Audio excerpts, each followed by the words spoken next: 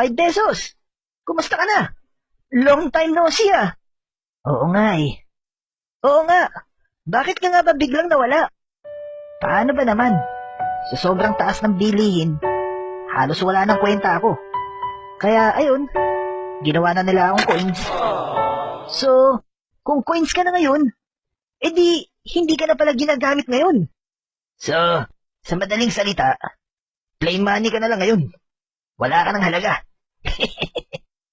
Ang sakit mo naman magsalita, Mr. 500.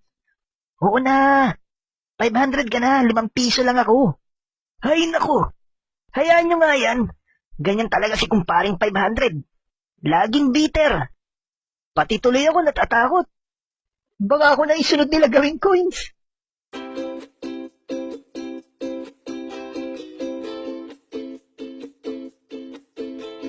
Wow naman!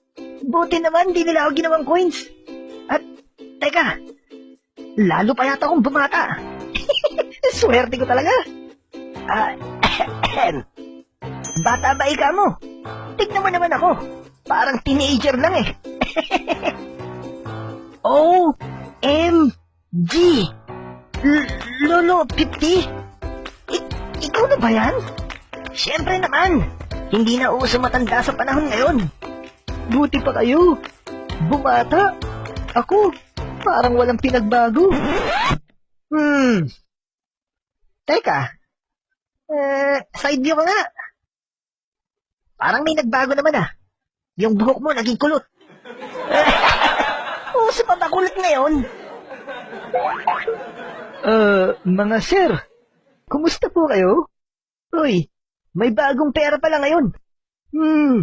200 ka pala ah. Teka. Masyadong unfair naman. Ang tagal ko na dito. Hindi man lang ako pinopromote. Tapos ikaw baguhan? 200 ka agad? Wow naman pre. Easy lang mga pare. Hindi niya naman kasalanan yan eh. Ako nga ang dapat mainis eh.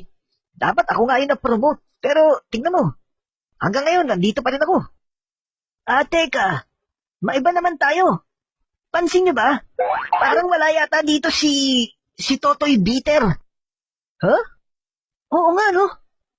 Baka wala nang 500 ngayon.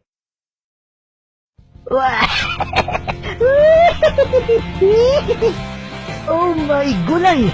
Si Totoy Bitter! At may kasama pang chicks! Hello? Excuse me? Are you talking to me? My name is Loverboy. Ooh la la!